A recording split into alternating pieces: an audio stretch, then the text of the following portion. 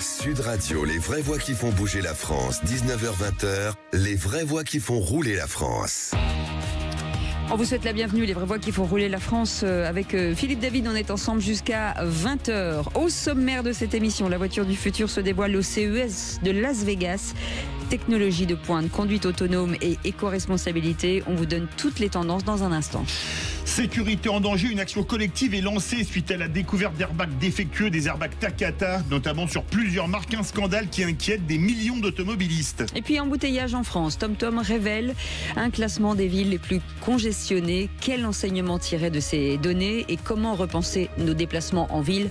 On vous dit tout au long de cette émission. On vous souhaite la bienvenue. C'est les vraies voix qui font rouler la France. Les vraies voix Sud Radio. Et au 0826 300 300, Jean-Marc de Bordeaux est avec nous. Bonsoir Jean-Marc. Bonsoir Jean-Marc. Bonsoir à tous. Bienvenue. Vous vouliez pousser un coup de gueule, Jean-Marc. On vous écoute. Écoutez, je pense que ce soir, on va parler des fameuses ZFE qui sont destinées à pourrir la vie des automobilistes dans les villes, les agglomérations, comptant plus de 150 000 habitants. C'est la pire des aberrations que j'ai connues pendant toute mon existence d'automobiliste qu'on nous inflige. Et actuellement, de toute façon, en France, pays de liberté, je pense que ce terme-là, il va falloir le supprimer. Vous habitez à Bordeaux intramuros ou en petite ou grande couronne ? Alors, j'habite Bordeaux intramuros. Ah oui, d'accord. Et vous avez un problème avec vos voitures, par exemple, des gens qui ont une voiture qui roule pas beaucoup, mais qui est critère 3, et à qui on dit, maintenant, c'est terminé de rouler dans la ville. Écoutez, bien sûr, je suis concerné, j'ai des voitures thermiques avec lesquelles je roule. Je roule peu de toute façon, puisque je fais comme tous les Français qui sont obéissants, j'utilise de préférence le vélo et la marche à pied. Et quand j'ai besoin vraiment d'utiliser ma voiture, effectivement, la classification sur la vignette critère ne représente pas, ne me donne pas beaucoup d'optimisme. Et une question se pose. Vous avez des voitures de collection, je crois, également ?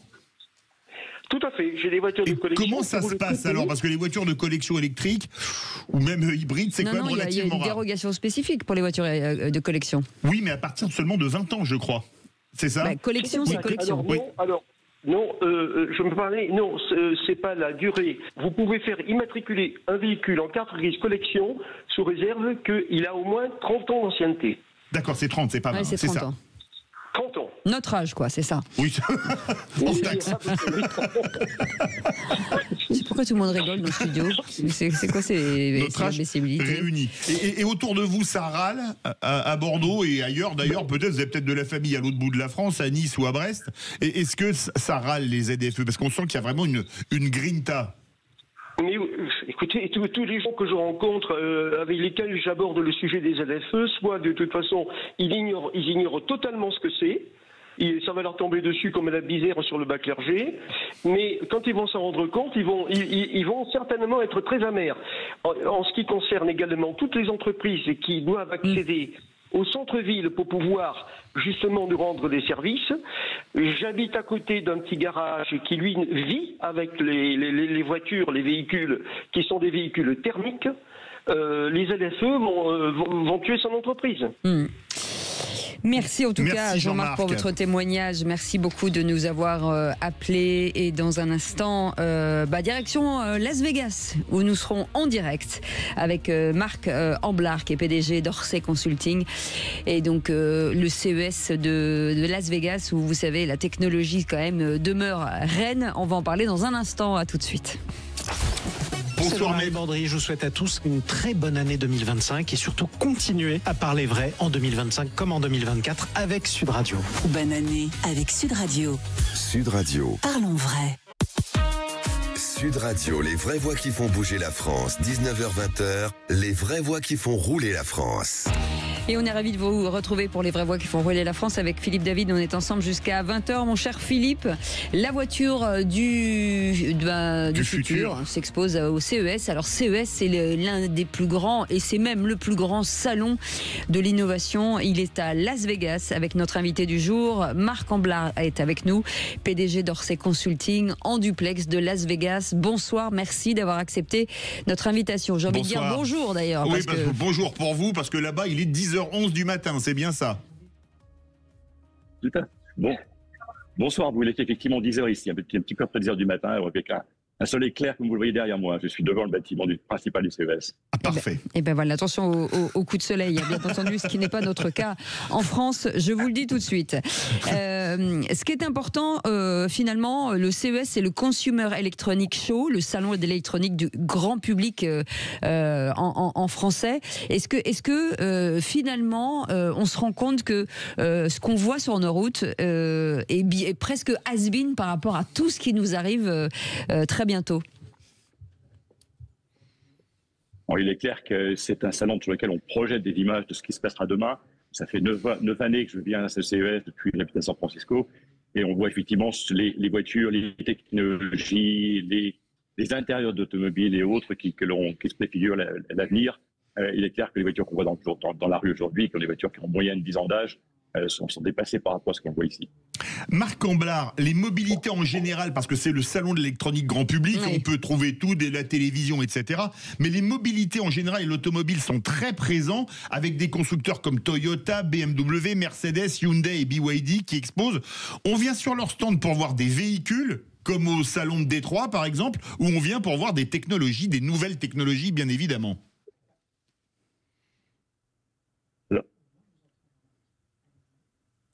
On y vient, effectivement, les grands constructeurs sont là, même s'ils sont moins tannés à cause de la crise de l'automobile. Aujourd'hui, par exemple, les cités Mercedes, ils ne sont pas présents à ce salon. Stellantis n'est pas présent non plus, les acteurs aussi de la chaîne de valeur. Est-ce que aussi Forvia, par exemple, n'est pas présent cette année. Il y a effectivement moins d'acteurs. Pardon. Non, j'allais dire, quand on parle avec des Chinois d'automobile, ils nous disent, nous, on ne fait pas des voitures, on fait des portables avec des roues. Est-ce que c'est ça aujourd'hui? Alors, oui, c'était effectivement le cas pour eux. J'ai commencé à mentionner tout à l'heure. Ce que l'on voit ici, ce sont des technologies qui sont présentées par les constructeurs, par les équipementiers, mais aussi par les startups. Il y a une très forte représentation de startups françaises, depuis toujours ici. Et qui présente dans tous les cas des technologies de demain. J'ai tout à l'heure sur le stand de BMW qui présente en avant-première la technologie qu'ils vont avoir dans leur voiture, dans le cockpit de leur voiture plus tard cette année. Donc, et c'est le cas pour les équipiers, on projette des techniques d'explication, la conduite autonome, le software, ce sont des technologies qui vont apparaître dans les véhicules dans les années à venir. Alors, il y a l'IA qui est en force, l'intelligence artificielle dans ce salon. Quelles sont les dernières innovations de l'IA pour l'automobile qu'on peut voir au Consumer Electronics Show de Las Vegas? Alors effectivement, l'IA est omniprésente. Elle l'est par le biais des assistants à la conduite, l'assistant pour le conducteur, l'assistance de conduite ou conduite auto même. Ça l'est aussi toute la chaîne de valeur dans la conception jusqu'au service. Aujourd'hui, il s'agit dans ce qui est présenté, en tout cas essentiellement sur le CES, d'IA très générale. On voit encore très peu d'IA générative comme on le voit apparaître dans d'autres domaines. Je pense qu'on le verra beaucoup plus l'année prochaine, dans les années à venir. Mais il est clair que l'IA aujourd'hui est présente pour assister le conducteur, elle pour assister la conception, pour assister aussi dans les phases d'entretien du véhicule. Et on retrouve tous ces éléments sur différents stands aujourd'hui, que ce soit chez les constructeurs, les équipementiers ou les startups. Alors, on connaît tous, nous en tout cas, on connaît Valeo. On sait tous l'importance de Valeo dans nos voitures. Hein. Tous les systèmes LIDAR et j'en passe et des meilleurs. C'est aujourd'hui la société française la plus brevetée au monde. C'est une fierté, finalement, d'avoir une entreprise telle que Valeo pour la France. Il est clair que Valeo est très représenté ici. Là, je vois en fait depuis ici un parking de Valeo sur lequel ils ont une petite dizaine de voitures. Valeo, je crois, est présent ici sur le CES depuis 2014. Donc, c'est la 10e année ou 11e année qu'ils sont présents ici. C'est une entreprise qui représente plusieurs milliards. J'ai moi-même travaillé pour Valeo dans le passé. Une entreprise qui représente plusieurs milliards de chiffres d'affaires, même ici aux États-Unis. Mais Forvia, de la même façon, c'est une entreprise très présente, même s'ils ne sont pas physiquement ici avec des véhicules et des technologies. D'autres acteurs comme OP Mobility sont aussi très présents, avec un grand stand sur ce salon, et d'autres acteurs sur différents niveaux de la chaîne de valeur. Mais la technologie française, dans la chaîne tant chez les constructeurs que chez les équipementiers, ont toujours une présence significative sur ce salon. La voiture autonome, c'est pour quand ? franchement, parce qu'on voit déjà que BMW a déjà des voitures autonomes dans ses propres usines, donc elles vont se garer toutes seules à des postes pour se faire réparer ou en tout cas construire. On l'imagine pour quand? Mais pour aujourd'hui, pour hier même, je dirais. Moi qui habite San Francisco, je prends régulièrement les véhicules de Waymo. C'est une filiale du groupe Alphabet, donc une société sœur de Google. Alors c'est des taxis Waymo, pour expliquer pour les Français. Fonctionnent tous les jours. Oui, des robots taxis, tout à fait. Donc des véhicules normaux a priori, mais qui n'ont pas de conducteur, donc il n'y a personne derrière le volant. Ce sont des voitures que l'on prend comme un Uber, que l'on réserve, le véhicule vient vers vous, il vient vide, il repart avec vous, et ensuite passe à la course suivante. Aujourd'hui, Waymo fait ou réalise environ plus de 175 000 courses payantes par semaine, 175 000 courses payantes par semaine, c'est énorme, sur 3 villes, sur Phoenix, Los Angeles et San Francisco. Ils ont commencé en 2020, ils vont, dans le courant de cette année 2025, ajouter encore 2 villes a priori, Austin et Atlanta, puis encore Miami. Donc aujourd'hui, pour répondre à votre question, madame, c'est une technologie qui existe aujourd'hui dans la rue tous les jours. Sauf sur le vieux continent, sauf chez nous. L'Europe est en retard. Oui, c'est ça. Oui. Ben oui. Mais vous avez parlé de Waymo. Raison réglementaire, raison de levée de fonds sont des... Mais vous avez parlé de Waymo, ils vont s'implanter hors des États-Unis, à Tokyo, c'est ce qu'on annonce au CES. Vous n'avez pas d'infos sur une arrivée, comme le disait Cécile, sur le vieux continent, même si on prend un coup de vieux en disant ça objectivement. Non, je sais que Waymo a fait des appels de pied à des acteurs qui voudraient investir dans le déploiement de la technologie, mais à ma connaissance, il n'y a aujourd'hui aucune étape dans ce sens.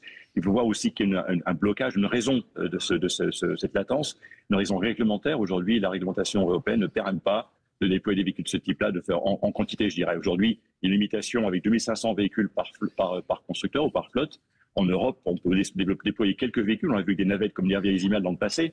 Mais aujourd'hui, c'est quelque chose qui va rester pour moi un phénomène de niche. Et le passage au robotaxi dit niveau 4, en véhicule en fait entièrement sans conducteur, on a encore à quelques années de les voir apparaître sur les routes européennes, malheureusement. C'est un problème de réglementation, parce que si ça existe aux États-Unis, ça peut exister un peu partout. Tout à fait, la technologie est mûre. Moi, je les prends régulièrement, je vous dis, en toute confiance, je monte dans le véhicule, je mets de la musique, je fais mon courrier sans me préoccuper de ce qui se passe autour de moi. Donc la technologie est mature, la réglementation européenne, pour de bonnes raisons, privilégie la sécurité. Donc d'abord on réglemente et ensuite on crée un cadre réglementaire dans lequel les opérateurs doivent rentrer. Aux États-Unis, c'est différent puisque les opérateurs sont autorisés à lancer et ensuite on crée un cadre réglementaire autour de leurs activités. Donc la façon de procéder est totalement différente, ce qui permet en avance ici. Et on pourrait dire en retard en Europe, à nouveau pour des raisons sécuritaires, telles que c'est invoqué par la France ou par la Commission, par les acteurs européens. On a parlé avant tout de Valeo, là, qui expose comme opérateur français. Bon, vous avez dit que Stellantis n'y était pas. La tech, il y a la French Tech qui expose. Quelle est l'image de la French Tech, c'est du franglais, aux États-Unis, à Las Vegas notamment? Alors, à Las Vegas, elle est très bonne, puisque depuis plusieurs années, la France est le premier, le second pays le plus représenté dans la zone start-up, donc Business France, et puis des zones régionales. Il y a une zone, par exemple, pour Auvergne-Rhône-Alpes. Il y a d'autres régions sud qui est exposée aussi. Oui. Pour autant, cette année, j'ai vu quand même massivement la Corée passer devant la France. Est-ce qu'il passe devant les États-Unis? Je ne sais pas, mais il est probable qu'on passe troisième en termes de quantité de start-up présentées ici, derrière la Corée, alors qu'on a été deuxième pendant très longtemps. Pour le reste, pour moi, qui habite en Silicon Valley, la technologie française, les acteurs, les ingénieurs français sont extrêmement bien perçus. Ils ont des postes élevés, d'ailleurs, des entreprises essentiellement dans l'IA, dans le software. Donc là, voilà, la France est très bien vue en technologie, dans le développement, mais aussi dans ses produits. Qu'est-ce qu'on peut revendiquer, nous, en tant que Français, sur toute la partie IA, en fait, intelligence artificielle? Quelle innovation peut... là, on parlait de Valeo il y a quelques instants, mais est-ce qu'il y a quelque chose d'autre que l'on peut revendiquer? Alors, on a comme un grand acteur de l'IA en France avec Mistral, alors qui n'est pas spécifiquement présent sur la mobilité. Mais vu de Silicon Valley, c'est un acteur qui était très reconnu pour ses performances. Dans l'automobile, la mobilité de façon générale, On voit des solutions qui s'appuient sur l'IA, telles que la conduite assistée que déploie Valeo, ou bien dans le cockpit, tel que déployé par Forvia. OP Mobilité, par exemple, aussi commence à engager des actions aussi pour s'appuyer sur des technologies type IA. Donc voilà, aujourd'hui, c'est encore relativement émergent. En tout cas, on voit ici le type de l'iceberg qui est la partie plutôt perçue par le client. Mais sous le niveau de l'eau, il y a aussi beaucoup de choses qui se passent dans le développement de produits à nouveau. Et à nouveau, la France a quelques solutions très intéressantes dans ce domaine-là ou dans la post-vente, dans la partie service. Alors, il y a une chose qui fait rêver, que j'ai regardé en vidéo. Ça avait été présenté l'an dernier, c'est réexposé cette année et ça va sortir en 2026. C'est la société chinoise Xpeng. C'est le Land Aircraft Carrier. Alors, c'est une voiture à 5 places avec un drone à 2 places à l'arrière. On sort son drone, on va voler dans les montagnes au-dessus. Prix $280 000. C'est pas dans mes moyens, je l'avoue, mais sur un malentendu à l'euro-million, il y a d'autres choses vous l'avez vu fonctionner, c'est parce qu'en vidéo c'est fabuleux. Il y a d'autres choses qui font rêver comme ça au CES. Alors, fonctionner, mais je l'ai vu en statique. Le drone que vous avez indiqué, le drone de place, avec à côté le véhicule de 2 places, à côté de ce véhicule porteur, un véhicule à 6 roues de 5,50 m. C'est un véhicule d'ailleurs qui est assez intéressant parce que derrière il y a la société Xpeng qui est un constructeur automobile chinois récent qui produit environ 200 000, 300 000 véhicules par an. Le véhicule lui-même la société reçoit des précommandes. Ils ont reçu à ma connaissance plus de 2000 précommandes pour ce véhicule déjà. Donc les gens sont déboursés $280 000 comme mentionné. En tout cas, une quantité suffisante pour démarrer le projet. Aujourd'hui, ce que l'on voit de façon plus significative sont ce qu'on appelle eVTOL, donc Electric Vertical Take Landing, donc des véhicules de plus grande capacité, des 400 places, avec des acteurs comme Archer ou Joby, dans lesquels Stellantis a investi, par exemple, avec Stellantis a un partenariat, ou Joby qui a un partenariat similaire avec Toyota, par exemple, des acteurs qui vont, dans 1 an, 2 ans à venir, ou 2 ans à venir, a priori, lancer la commerciale de transport de personnes avec pilote sur des distances jusqu'à 6 km. Donc ça démarre ici et on le voit aussi par le biais du véhicule que vous avez mentionné en Chine, alors que l'Europe avait 2 acteurs en Allemagne qui sont en train de faire faillite malheureusement. Donc là, on prend aussi un petit coup dans la figure dans ce domaine-là en Europe. Un petit mot sur la filière automobile qui souffre beaucoup aujourd'hui. L'intelligence artificielle fait peur à plein de gens en se disant qu'effectivement il y a des métiers qui vont disparaître et d'autres qui vont naître. La formation n'est pas tout à fait là suffisamment présente pour créer cette transition. On parle beaucoup aussi des carburants. Aujourd'hui on est à fond sur l'électrique, mais est-ce que d'autres carburants alternatifs, faut y réfléchir? Nous on est focus sur l'électrique, mais est-ce qu'il y a d'autres choses qui pourraient apparaître vraiment? Écoutez, il y a eu l'hydrogène, je dirais il y a eu parce que l'hydrogène passait un petit peu en retrait, même si on le voit réémerger sur l'hydrogène des moteurs à combustion, plutôt sur des gros véhicules, les camions. Pour autant, dans le véhicule passager, le véhicule de Monsieur Tout-le-Monde, ou Madame Tout-le-Monde, l'électrification reste quand même la technologie mise en avant par tous, même s'il y a quelques soubresauts peut-être en termes de début. On a vu une année 2024 qui était quasiment étale par rapport à 2023, alors qu'on a vu des croissances très élevées, même un léger retour, peut-être légère marche arrière avec des commandes de solutions hybrides, hybrides rechargeables ou non, que l'on envoie le signe ici, gaz. Et je pense pour autant que c'est un palier qui précède une nouvelle lourde démarche avec le lancement de véhicules moins chers qui vont être plus accessibles avec une grande part de la population. Mais l'électrification, il n'y a pas grand-chose aujourd'hui. En tout cas, pas dans le domaine du véhicule. Merci en tout cas, Marc Amblard, d'avoir été avec nous, un PDG d'Orsay Consulting en duplex de Las Vegas. Mille excuses un peu pour cette communication qui n'est pas toujours très fluide, mais en tout cas, on était ravis de vous avoir en direct avec nous et merci d'avoir pris votre temps en direct sur Sud Radio. Vous restez avec nous. Dans un instant, on va revenir sur une polémique importante. Vous avez certainement entendu parler de ces airbags, oui, qui ont créé pas mal de... Et on va en parler justement avec l'avocat maître Christophe Legvac qui a pris la tête notamment d'une, enfin je vais le dire en franglais, de class action. C'est un peu une class action, je ne sais pas le traduire en français, on en parlera dans quelques instants. À tout de suite. Sud Radio. Sud Radio. Parlons vrai. Parlons vrai. Sud Radio. Parlons. Sud Radio, station multiservice. Vous est présenté par les bornes électriques Station E et son badge universel pour des usagers libres et heureux. Informations et conditions sur station avec un s-e.com. Et direction Beauvais, aujourd'hui, la ville de préfecture de l'Oise. Nous recevons Chanaise Herban qui est avec nous, conseillère régionale des Hauts-de-France sur le territoire de Beauvais. Bonsoir, merci d'avoir accepté notre invitation. C'est un peu la capitale picarde, même carrément. Oui, tout à fait, carrément. Bonsoir à tous, merci en tout cas de me recevoir. Alors, on parle beaucoup de transition écologique et énergétique avec un volet social assez important pour vous aussi. Oui, tout à fait. Alors, il faut savoir que on a une politique sur le territoire du Beauvaisis en matière de développement durable qui est très ambitieuse et qui conduit à l'amélioration du quotidien de nos habitants et de nos administrés. Ces dernières années, notamment, pour vous donner quelques exemples, on a beaucoup œuvré pour favoriser cette rénovation énergétique dans nos bâtiments publics. Donc, c'est tout ce qui va être isolation, système de chauffage, climatisation. Et pour vous donner un exemple. Alors, attendez. Je pense à un lycée Beauvaisis. Attendez, on vous entend pas. On vous entend pas. Vous restez avec nous. On revient avec vous dans quelques instants. Ne bougez pas. On va rétablir la ligne. C'est bon? C'est bon? Allez-y. Vous nous expliquez qu'il y a quelques années. Allez-y. Oui, tout à fait. Il y a quelques années, je vous disais que la région Hauts-de-France avait investi plus de 11 millions d'euros dans un lycée beauvaisien en faveur de la rénovation énergétique. Et toutes ces initiatives, finalement, eh bien, elles améliorent le quotidien de nos administrés et surtout, elles réduisent les factures en matière énergétique. Alors, vous avez en plus choisi d'installer des bornes électriques Station E. Le principe, j'imagine, c'est la facilité d'utilisation.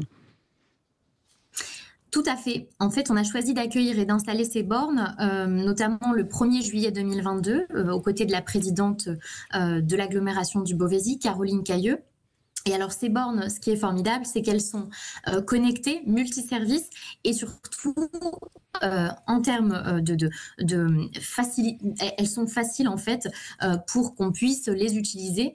Et surtout, ce qu'il faut savoir, c'est qu'on démocratise un petit peu cette partie sur la voiture électrique, comment je me sers de la borne et combien ça coûte. Et pourquoi ce partenariat, Chanaise Herban ? Eh bien, écoutez, ce partenariat, parce que tout simplement, quand on investit auprès de nos entreprises privées, ça permet d'accélérer justement les politiques de transition énergétique et numérique sur notre territoire. Comme je vous le disais, ces bornes aujourd'hui, il y en a plus de 15 sur le territoire. Elles sont installées à la fois en milieu urbain, en bas des bâtiments dans les quartiers prioritaires de la ville, mais aussi en milieu rural. Et donc, ce qui permet finalement à nos habitants d'utiliser plus facilement la voiture électrique, de gagner aussi, parce que aujourd'hui, on peut faire facilement 100 km et on recharge pour 5 €. Donc, ça agit aussi sur le pouvoir d'achat de nos habitants. Et puis aussi avec des facilités, parce que c'est une borne électrique, mais pas que finalement, parce que vous avez la 5G, vous avez aussi des casiers, il y a un côté service aussi important. Tout à fait. C'est ce que je disais tout à l'heure, c'est effectivement le côté multiservice qui permet aujourd'hui de séduire les habitants, puisqu'on a ces casiers connectés, parce qu'il y a aussi ce côté finalement 5G, 4G, et donc tout ça en fait, c'est une sorte de packaging que Station E met à destination de nos habitants. Et donc, c'est la raison pour laquelle on a choisi de les mettre et de les installer sur notre territoire. Avec un coût finalement du centime, enfin en tout cas comment ça s'appelle, un prix à la pompe, j'ai envie de dire, au kilomètre, qui est bien inférieur à celui de l'essence. Bien évidemment, à l'heure où on cherche tous à faire des économies, où le prix du carburant avait explosé ces dernières années, on recommande et on incite les administrés à se charger sur ces bornes, à passer à la voiture électrique. On a aussi finalement cette facilité pour les communes parce que il y a un vrai équilibre économique. C'est aucun coût aujourd'hui pour l'installation de cette borne pour une communauté de communes. Merci beaucoup Chanaise Herban d'avoir été avec nous, conseillère régionale des Hauts-de-France sur le territoire de Beauvais. Merci d'avoir accepté notre invitation. Sud Radio, station multiservice. Vous a été présenté par les bornes électriques Station E et son badge universel pour des usagers libres et heureux. Informations et conditions, station avec un s-e.com. Et on va désormais parler d'un problème qui a fait aujourd'hui 15 morts en France, dont 14 dans les dom-toms. Ce sont les reconnus, qui sont les airbags Takata, des airbags défectueux. Nous sommes en compagnie de maître Christophe Léguevac, avocat. Bonsoir. Bonsoir. Maître. Alors, vous avez lancé une procédure contre Stellantis, notamment. C'est une class action, comme on dit aux États-Unis. En quoi est-ce que ça fonctionne? C'est comme aux USA? Alors, ça ne peut pas être comme aux USA parce que le droit français ne le permet pas. Évidemment, oui. C'est ce qu'on appelle en droit français une action collective conjointe. Nous avons créé un site qui s'appelle myleo.legal où toutes les personnes qui sont intéressées peuvent s'inscrire, communiquer leurs pièces et donc participer à la procédure. Alors, ce qui est important d'expliquer pour ceux qui ne sont pas au courant, ce sont des airbags qui étaient chez Citroën, je crois. Principalement. Oui. Principalement chez Citroën. Qu'est-ce qu'on reproche finalement à Citroën aujourd'hui? Alors, c'est d'abord les airbags Takata. C'est le nom du fabricant japonais qui n'existe plus aujourd'hui. Qui a été racheté. Qui, entre 2000 et 2016, a truqué tout un tas de tests et qui a permis de mentir à la communauté des constructeurs automobiles. En dissimulant que les airbags à base d'ammonitrate, c'est le fameux explosif de l'usine AZF. Le nitrate d'ammonium, exactement, voilà, chimiquement. Était contaminé par des fuites d'eau à l'intérieur même de l'airbag. Et cette contamination par l'eau rendait l'ammonitrate beaucoup plus explosif, ce qui fait qu'au lieu de remplir le sac de gaz, il détruisait l'habitacle et pouvait projeter des éléments, métalliques ou pas, au visage ou sur le thorax des personnes. Et c'est en ça que cet airbag est devenu un tueur en série, puisque entre 2000 et 2014, aux États-Unis, il y a plus de 27 personnes qui ont été identifiées comme étant décédées. C'est ce qui a obligé les constructeurs américains, tous les constructeurs américains, à changer 100 millions d'airbags. Mais est-ce que Stellantis, parce qu'il y avait Citroën, comme le disait Cécile, il y a aussi DS, est-ce que Stellantis a été trompé par Takata? Votre plainte, elle concerne uniquement Stellantis ou d'autres intervenants? Alors, nous, on est concentré sur Stellantis, puisque en France, les principaux véhicules concernés, ce sont des DS3 et des C3. Absolument. D'accord. Ça représente pour la France métropolitaine de l'ordre de 500 000 véhicules, ce qui est déjà considérable. C'est énorme. Pourquoi on se concentre sur Stellantis Citroën? Parce que, comme tous les autres constructeurs, à partir de 2014, ils ont connaissance de la dangerosité de ces airbags. 2014-2024, ils avaient 10 ans pour préparer le terrain, faire des changements au fil de l'eau, au moment des contrôles techniques, au moment des révisions des automobiles. Il y avait des possibilités d'organiser, en tout cas, sur 10 ans, les changements. Attends, on est sûr qu'aujourd'hui, il s'est avéré qu'ils étaient au courant. Monsieur Koskas, le président de Citroën, a dit sur TF1 que Citroën et Stellantis connaissaient ce problème depuis 2014. D'accord, ok, très bien. Donc il n'y a pas de discussion là-dessus. Okay. Et l'enquête, que j'espère qui va commencer bientôt, permettra d'établir qu'il y a eu des alertes internes qui ont signalé ce problème au plus haut niveau et que pourtant, pour des raisons d'économie, on a préféré mettre la poussière sous le tapis en espérant que rien ne se passerait. Parce que c'est important de le dire, financièrement c'est colossal. Aujourd'hui, le chef d'accusation, c'est quoi vis-à-vis de Stellantis? Alors, pour Stellantis, nous avons porté plainte auprès du procureur de la République de Versailles, que j'ai rencontré en début de semaine et qui doit rendre sa décision, si tout va bien, d'ici la fin du mois, sur plusieurs chefs d'infraction. Le plus important, c'est la mise en danger de la vie d'autrui. Il y a également des infractions plus économiques, plus classiques, c'est la fraude, et également ce qu'on appelle la publicité mensongère, c'est-à-dire avoir omis d'informer les clients que leur véhicule était potentiellement dangereux. Mais il y a une chose importante, Stellantis a aussi quelque part été trompé au départ par Takata, ils l'ont appris trop tard. Non, ils n'ont pas appris trop tard. La communauté des constructeurs automobiles a été sous le choc en 2014 quand Takata a accepté de reconnaître ses erreurs. C'est un peu comme si on vous disait que tous les véhicules équipés d'un pneu, Michelin ou autre marque, étaient dangereux parce qu'ils pouvaient exploser à tout moment. Qu'est-ce que vous faites? Vous n'allez pas laisser continuer les utilisateurs à utiliser ces pneus. Vous faites quelque chose. Mais là, de 2014 à 2024, il ne s'est rien fait. Et qu'est-ce qu'on constate dans cette période-là? C'est qu'il y a eu... Les 15 morts ne sont pas chez Stellantis, mais il y a au moins une dizaine de décès identifiés j'insiste sur le mot identifiés, qui sont imputables à cette absence de réaction du constructeur. Mais qu'est-ce qui se passe? Les airbags se déclenchent d'un seul coup pendant que vous conduisez ou ils se déclenchent pas quand vous avez un accident? Quels sont vous me passerez l'expression, c'est un peu médical, les symptômes? Mais malheureusement, il n'y a pas de symptômes. C'est-à-dire que c'est pour ça que je vous disais tout à l'heure que c'est un tueur en série qui circule librement sur nos routes, et c'est pour ça qu'il faut impérativement rappeler les véhicules. Ça veut dire qu'aujourd'hui, tous les véhicules n'ont pas été rappelés encore? Bien sûr que non. D'accord. Aujourd'hui, seuls les véhicules du sud de la France, au-dessous d'une ligne magique qu'a inventée Stellantis, Lyon-Saint-Étienne, ont été rappelés. 250 000. Et sur les 250 000, Stellantis se vend d'en avoir rappelé 80% à Noël, comme l'a expliqué M. Tavares. Ce qui veut dire qu'il y a quand même 20% de 250 000 qui sont toujours en circulation librement. Sans compter ceux du Nord. Oui, ce sont des véhicules qui datent de quand en fait? De mémoire 2012-2019. Et c'est d'ailleurs un autre problème. Les constructeurs du monde entier ont cessé d'équiper leurs véhicules à partir de 2016 avec des airbags Takata. Pourquoi Citroën, avec Volkswagen d'ailleurs, est l'un des rares à avoir continué à installer des airbags Takata en 2016, 2017, 2018, 2019? Le risque, c'est quoi pour Stellantis aujourd'hui? Alors financièrement, je pense que ça doit être terrible, mais... Alors financièrement, je pense que Stellantis fait le calcul, spécule sur la durée des procédures et sur le fait qu'il n'y aura pas beaucoup de monde et que tout compte fait, ça ne coûtera pas si cher. Ils vont racheter à vil prix la paix sociale avec ce changement d'airbag qui a été très mal organisé. Vous avez des tas de témoignages qui circulent, c'est pas la peine d'y revenir. Et ils estiment que parce qu'ils ont changé les airbags, ils n'ont pas de compte à rendre.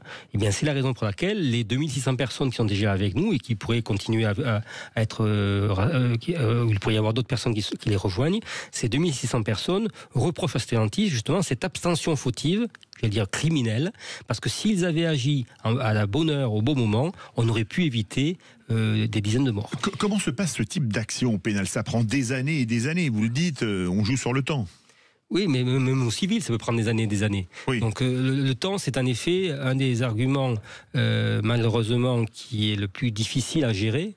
Et c'est surtout un élément sur lequel les fautifs peuvent spéculer en se disant que le temps joue pour eux. Et de toute façon, ça peut coûter cher, puisque 500 000 véhicules avec des demandes de l'ordre de 10 000 euros par personne minimum, ça fait, si je sais à peu près compter, 500 millions. Mais il faut relativiser. 500 millions, c'est même pas 10% des sommes qui ont été distribuées aux actionnaires l'année dernière. Donc, il faut revenir sur les chiffres.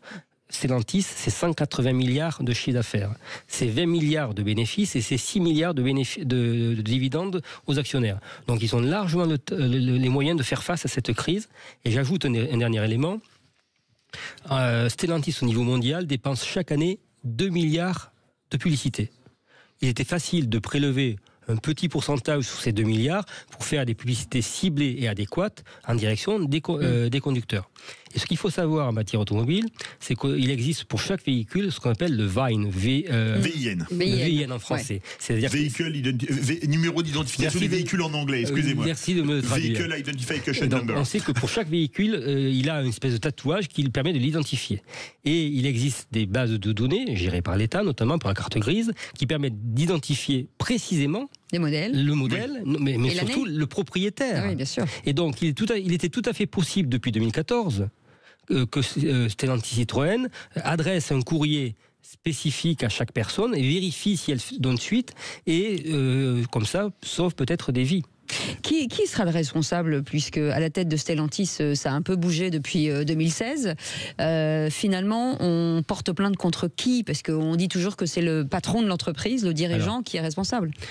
En droit, il va y avoir deux types de responsables. Vous allez avoir la personne morale, l'entreprise, et ensuite vous allez avoir les dirigeants qui, sur le moment, ont pris les décisions de préférer faire des économies sur la sécurité des conducteurs. Donc un nom qui revient en tête, évidemment, c'est M. Tavares. Il faudra vérifier si du temps de M. Tavares, cette décision a été prise et par qui. Et ça pourrait permettre de poursuivre M. Tavares personnellement, mais également d'autres membres du bureau ou du board, comme on dit en anglais, pour pas puisque votre confrère parle bien anglais, des conseils d'administration. Moi aussi. Non, mais je n'ai pas encore eu le plaisir de vous entendre en anglais. Donc, tous les membres du conseil d'administration qui auraient valider cette politique où, parce qu'il faut savoir aussi une chose, c'est qu'en matière automobile, dans ces industriels, vous avez un service qualité. Et ce service qualité, son métier, sa responsabilité, c'est de faire remonter les informations. Ça veut dire qu'aujourd'hui, pardon Philippe, ça veut dire qu'aujourd'hui vous incitez toute personne aujourd'hui qui a un modèle C3 ou l'autre modèle c'est une DS3 de retourner ou de vérifier si sa voiture correspond en tout cas à cette période. Quel que soit le lieu de domicile, je le conseille ardemment, notamment dans le nord de la France, puisque je crois savoir que bientôt il va y avoir un rappel No Drive, y compris pour le nord. Alors il y a aussi une question qui se pose quand on a eu le malheur de perdre quelqu'un. Il y a ce qu'on appelle le praesium doloris, si je ne m'abuse, en droit. Mon latin est peut-être moins bon que mon anglais. Comment est-ce que ça se passe dans ces cas-là ? Alors ça, c'est ce qu'on appelle l'indemnisation des préjudices. Oui. Vous avez plusieurs types de préjudices à indemniser. Vous pourriez avoir un préjudice matériel, la casse du véhicule, un préjudice financier, le véhicule a perdu sa valeur, et vous avez un préjudice corporel si vous avez été blessé ou décédé. Et puis vous avez pour les tiers ce qu'on appelle donc le prix de la douleur, le praesium doloris, qui lui est évalué par la juridiction en fonction de plusieurs critères, votre proximité, est-ce que c'était votre frère ou votre belle-mère, c'est peut-être pas la même façon de votre fils ou votre fille, exactement. Votre père ou votre mère. Et s'il avait, si c'était votre fils qui avait 21 ans ou s'il en avait 40, c'est pas la même façon quand vous êtes le parent. Il y a tout un tas d'éléments qui rentrent en compte, mais ça, on le discutera le moment venu devant les juridictions adéquates. Merci beaucoup, maître Christophe Lecquevaque, avocat, et on vous rappellera justement pour avoir la suite de cette terrible affaire. Merci beaucoup d'avoir été avec nous. Et dans un instant, Philippe, comme nous, tous... Les villes les plus bouchées de France. The Loseries. Ne dites rien. Shut up, j'ai envie de dire. Allez, à tout de suite. L'affaire, merci. Direct. Sud Radio, votre avis fait la différence. Oui, bonjour Sud Radio, merci de votre émission de donner la parole au territoire sur les campagnes. Sud Radio, parlons vrai. Sud Radio, les vraies voix qui font bouger la France, 19h-20h, les vraies voix qui font rouler la France. Et les vraies voix qui font rouler la France, et le palmarès des villes les plus embouteillées de France a été dévoilé par TomTom. Et nous sommes en compagnie de Vincent Martinier, directeur de la communication de TomTom. Bonsoir. Bonsoir. Bonsoir. Alors d'habitude, dans les remises de prix, on dit « and the winner is » dans la langue de Shakespeare. Ouais. Là, c'est plutôt « and the winner », mais c'est pas très valorisant. C'est le loser, c'est ça. Paris a perdu sa première place au profit de Bordeaux. Un grand cru pour les bouchons de Bordeaux, Vincent Martinier? Absolument, cette année, c'est Bordeaux qui est en tête du classement des villes les plus embouteillées. C'est aussi la ville dans laquelle on roule le moins rapidement, le moins vite, puisqu'en fait, pour travailler sur cet indice, chez TomTom, on rassemble des millions de kilomètres roulés par des voitures qui sont équipées de nos systèmes, puisqu'aujourd'hui on travaille avec les plus grands constructeurs mondiaux qui ont les équipements de systèmes de géolocalisation.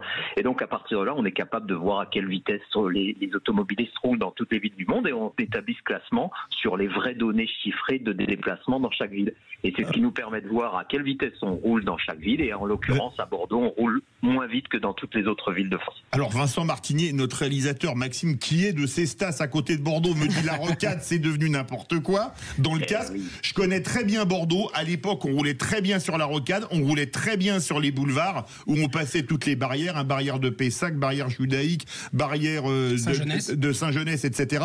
Comment se fait-il qu'à Bordeaux, maintenant, où ça roulait très bien, ça roule très mal? Aujourd'hui, de toute façon, il y a deux explications. Déjà, il faut comprendre que la vitesse dans une ville, elle est caractérisée par des éléments qui sont les éléments intrinsèques du réseau routier, parce que une ville qui ne va pas avoir un réseau très développé au niveau des 4 voies, ou qui va avoir un centre-ville très étriqué, ou avec des croisements complexes ou des rues étroites, forcément, on va rouler moins vite qu'une ville aérée où on a beaucoup de 4 voies et on a beaucoup de voies de circulation. Ça, c'est la base même du réseau routier qui fait qu'on va rouler plus ou moins vite dans la ville. Et puis s'ajoute effectivement là-dessus tout l'impact de la circulation, mais aussi de la météo, de tous ces facteurs qui vont rajouter à vos temps de parcours, parce que on va se trouver dans des bouchons, mais c'est les travaux, évidemment, souvent la cause, mais la météo, puisque je reprends l'exemple de Bordeaux. On regarde au jour le jour quels sont aussi les jours et heure par heure, les jours et les heures congestionnées. Si on prend l'exemple de Bordeaux, la journée la plus congestionnée, ça aura été le 29 mars 2024, avec un taux de congestion de 52%. Ça veut dire que sur cette journée-là, tous les temps de parcours étaient augmentés durant les 24 heures de plus de 50% par rapport à ce qui serait dans des conditions totalement fluides de circulation. C'est ça l'indice de congestion. Ça veut dire on regarde un temps idéal et on regarde de combien augmente le temps de parcours au long de la journée pour déterminer le niveau de congestion, le temps qu'on va perdre dans les bouchons par rapport à un temps de parcours idéal. Alors 52%. Oui, ça veut dire qu'on perd 50% de son temps. C'était le 29 mars, c'était le jour de la tempête Nelson. Et c'est aussi l'impact de la météo qui va jouer sur votre vitesse forcément, puisque les jours-là, il y avait beaucoup de bouchons. Vincent Martinier, une question se pose. Paris a perdu sa première place. Mais est-ce que c'est l'effet JO comme 1 mois et demi dans l'année, la capitale s'est un peu vidée quand même? Alors ça a été incroyable, c'est-à-dire que le juillet et août, surtout le mois d'août a été finalement, je dirais pas complètement vide, mais évidemment beaucoup moins congestionné que les autres mois, pas beaucoup moins congestionné qu'un mois d'août à Paris, parce que traditionnellement on roule assez bien à Paris le mois d'août, mais là effectivement le fait que tous les Parisiens se soient échappés de la ville pour éviter le chaos annoncé des Jeux Olympiques fait que finalement on roulait bien à Paris au mois d'août. Alors je vous rassure, c'est très vite revenu à la normale dès le mois de septembre. Et on a retrouvé des bouchons auxquels les Parisiens sont habitués dès le mois de septembre, et d'ailleurs légèrement supérieurs au mois de septembre de l'année précédente ou aux 4 derniers mois de l'année 2023, parce qu'en 2024 il y a eu aussi un impact et aussi des mesures qui ont été prises, baisse de la vitesse du périphérique et autres, qui font que on peut rouler moins vite sur l'ensemble de ces axes. Mais justement, c'est la question que je voulais vous poser, entre de passer de 70 km/h à 50 sur le périph', est-ce que ça a finalement régulé le trafic ? C'est une bonne question. On a regardé les vitesses. Merci, je vous remercie beaucoup. Non mais normal, je lui ai soufflé. Voilà. Menteur. Mais effectivement, on peut regarder, et c'est ce que j'ai fait encore cet après-midi, de la vitesse moyenne sur le périphérique à Paris. Et j'ai comparé octobre, novembre, décembre 2023 à octobre, novembre, décembre 2024. En fait, sans vous surprendre, on roule un peu. Alors finalement, le changement de vitesse, il n'a quasi aucune incidence aux heures de pointe, évidemment, puisque on roule à 25 km/h en moyenne sur le sur le périphérique dans ces heures de pointe, sur une moyenne. Mais par contre, évidemment, quand même, les automobilistes s'adaptent. Les week-ends, les jours, le soir, la nuit, on voit nettement une baisse de la vitesse. Mais c'est vrai que si on regarde plus précisément aux heures de pointe, ce que je constate, c'est qu'il y a une très légère baisse de la vitesse moyenne aux heures de pointe également. On parle à la virgule, donc c'est pas très significatif, mais est-ce que ça veut dire une meilleure régulation finalement de la vitesse quand les vitesses, il y a moins l'effet accordéon lorsqu'on peut accélérer moins. Bon, de toute façon, à 8h du matin, on ne peut pas atteindre 50 km/h sur le périph', sauf exception. Donc, mais Vincent, ce qu'on a gagné, c'est que finalement, quand on peut rouler à 70 et qu'on roule à 25, on est très énervé. Mais quand on peut rouler à 50 et qu'on roule à 25, on est moins énervé. Donc moins d'antidépresseurs. Oui, c'est ça.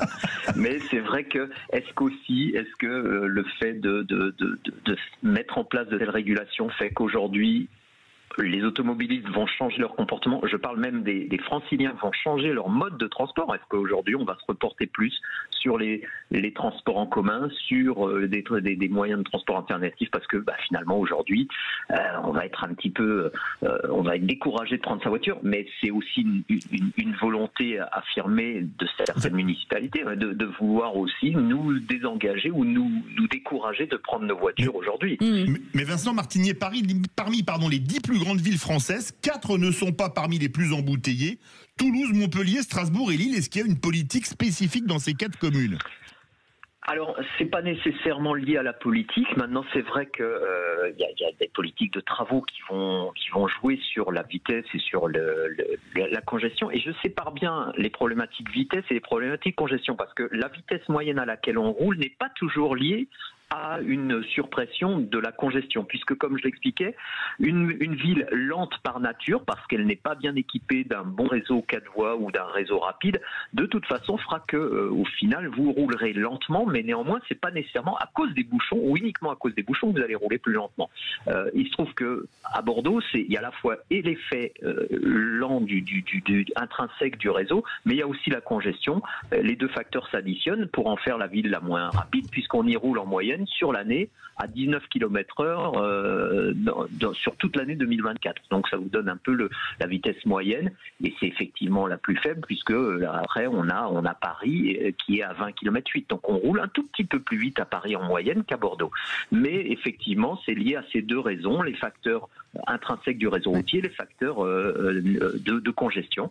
Donc les autres villes, les deux facteurs vont jouer. Dans certaines villes qui sont bien équipées d'un réseau 4 voies avec un périphérique qui joue son rôle de régulateur, va permettre effectivement, ou une rocade qui va bien jouer son rôle de distribution du réseau, va permettre de rouler un petit peu mieux. Mais dès que ce réseau va être engorgé, on le voit dans des villes comme Rennes ou des villes qui ont un réseau périphérique qui régule l'ensemble de la ville, dès que ce réseau est congestionné, ça bloque toute la ville. Et ben voilà. Merci beaucoup. Merci, vous avez été très très clair. Merci beaucoup Vincent Martinier d'avoir accepté notre invitation, au directeur de la communication de TomTom. Et faites attention sur la route. Je vous rappelle qu'il y a du verglas ce soir, et un qui ne craint pas les dérapages, eh bien c'est notre Lionel Russo qui est avec nous. De but bonsoir. Parce qu'il ne craint pas les dérapages, parce qu'il a des bons crampons. Hein. Voilà, J'évite à celui-là, c'est bon boots, tout simplement, comme tout le monde. Maîtrise, c'est tout. Mais voilà, oui, exactement, le dérapage contrôlé. Alors nous allons évidemment parler ce soir dans notre émission avec Benjamin Danet, Jimmy Algerino, Michel Moulin, Karim Zeribi, de Didier Deschamps, qui a annoncé un peu par surprise qu'il arrêterait en 2026. Nous, on trouve ça un petit peu bizarre. On trouve que le timing est un tout petit peu étrange. On en parlera évidemment avec quelques... Oui, exactement. On a quelques théories qu'on va vous délivrer à partir de 20h dans l'émission. Et puis, Zidane est-il forcément le successeur naturel? A-t-il intérêt à y aller? Y a-t-il pas que des coups à prendre pour Zinedine Zidane? Deschamps a-t-il vraiment envie de voir Zidane après lui au poste de sélectionneur? Nous allons vous répondre évidemment dans notre émission. Passionnant. Merci en tout cas à notre équipe. Merci Maxime, merci Aude, merci Félix et merci Nelly, merci Philippe David. On se retrouve demain à partir de 17h. Salut, passez une belle soirée avec nos amours footeux qu'on adore. C'est Jean-Luc Moreau. C'est Laurence Perrault. Nous vous souhaitons une bonne année 2025 sur Sud Radio. Bonne année avec Sud Radio. Sud Radio. Parlons vrai.